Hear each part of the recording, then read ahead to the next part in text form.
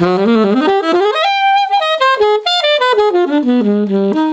go from those lower notes on the saxophone to the upper notes, we need to first learn about a really important transition, and that's what this lesson is about today. G'day, it's Nigel from Sax School. Thanks so much for joining me for part 4 of our Beginner Saxophone Quickstart course. But just a quick reminder, in part 1 we talked about putting our saxophone together and getting our first sound. In part 2 we talked about tonguing and we learned our first song. In part 3 we learned a whole bunch of notes and another great song.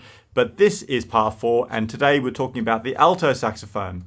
If you're a tenor saxophone player or a soprano player, or you'd like to check out any of the previous lessons in this series, all the links are down below. Right, let's get stuck in. So we're going to dig straight in with this lesson today because I want to show you a really important new key on the saxophone. And that's on the back of our saxophone. It's called the octave key. Now the octave key is really important because it opens up the whole second octave of the saxophone, and the coolest part about this is all the notes that you learned in the previous lesson, you can use them again but up an octave. If you haven't heard that term octave before, it simply means the same note but 8 notes above. Do you remember in the last lesson we spoke about how in music we use the first 7 letters of the alphabet, and when you go from A all the way through to G, the next note above is A again. So A, B, C, D, E, F, G, A. So the distance between those two A's is an octave. And on the saxophone we've got, 2.5 octaves to play around with in the standard range. So let's now dig into how we can start to use the octave on the saxophone. So the octave key that I mentioned at the start is what we use on the saxophone to get into the second octave, and we operate it using our left thumb. Now it's really important that you use a good movement when you're operating the octave key, and the best way to think about this is to put the heel of your thumb against the button on the back of the saxophone and then just move the tip of your thumb in a rocking motion to activate the key. What you really want to avoid is any really big movements where you're moving your entire thumb, your hand and your wrist around at the same time. Try and isolate that movement just to the tip of your thumb. So let's learn our first note with the octave key, and to do that we're going to use the note D. Now you'll remember in the last lesson we learned the note D as 6 fingers, the 3 fingers of the left hand and the 3 fingers of the right hand. What I want you to do now is to pop all 6 fingers down as well as the octave key by just pivoting the thumb, the tip of your thumb, to press down that octave mechanism. This is what it sounds like.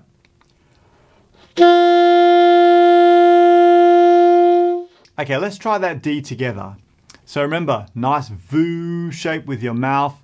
Breathe deeply and let's push lots of air through the saxophone. And you could also start this note with a tongue. Here we go.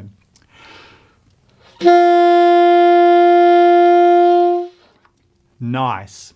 Okay, now the next thing we're going to talk about is how to move from a note with an octave key on to a note with the octave key off.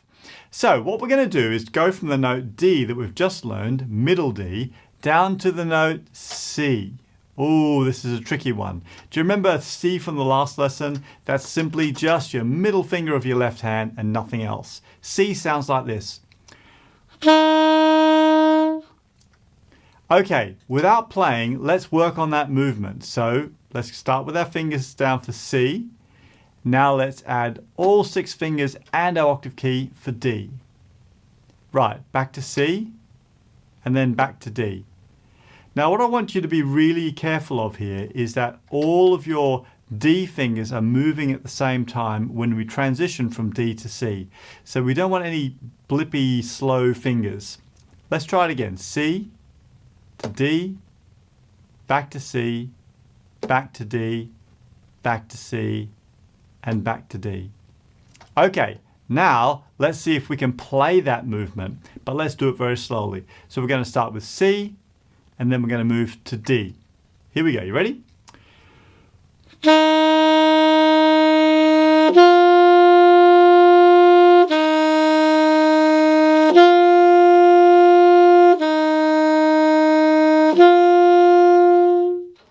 Now it could be that you're getting some little extra notes in there. If it sounds like this,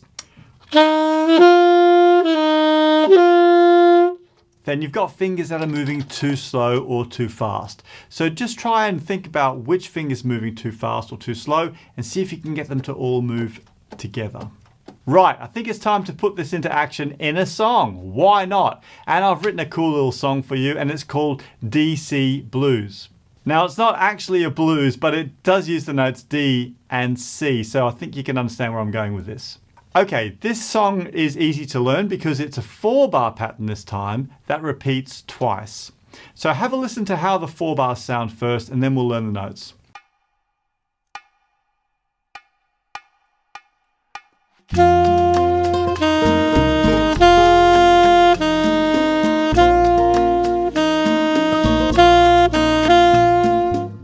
Okay, let's look at the notes then. So it starts on the note D, and then that's for 2 counts, and then we go down to C for 2 counts.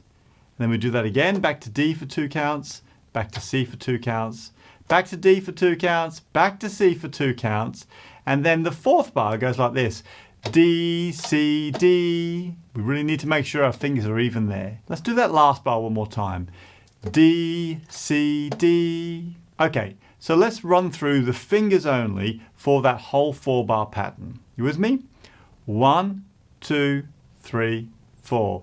D, C, D, C, D, C. Here it comes. D, C, D. Okay, let's try playing that now really slowly. Here we go. 1, 2, 3, 4.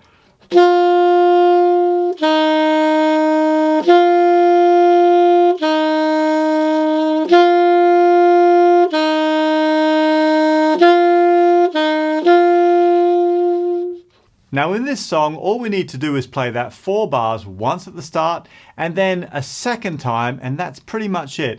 The only other thing that happens is the very last note, which is just a nice long D with the octave key on, our middle D. Okay, I think we're ready to start playing this song with the backing track. So I'm going to pop the backing track on now. Let's play it through all the way together. Don't forget you can slow it down if you need to using the player controls, but I'd really want you to think about starting every note with your tongue, breathing nice and deeply, and seeing if you can get a lovely round shape with your embouchure as well. Okay, here we go.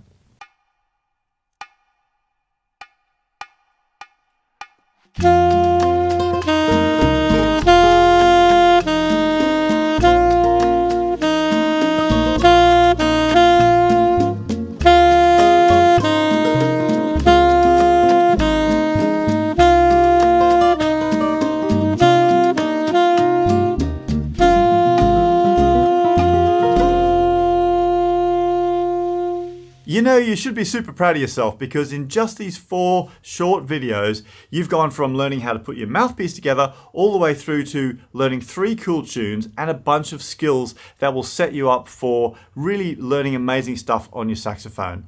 What are you going to do now? Because the next steps are really important to you. You need to get the right courses, the right lessons, and the right support from great teachers to really keep your momentum going. And that's one of the things that I've been building Sax School all about for the last 10 years. It's also why we've helped thousands, tens of thousands of students.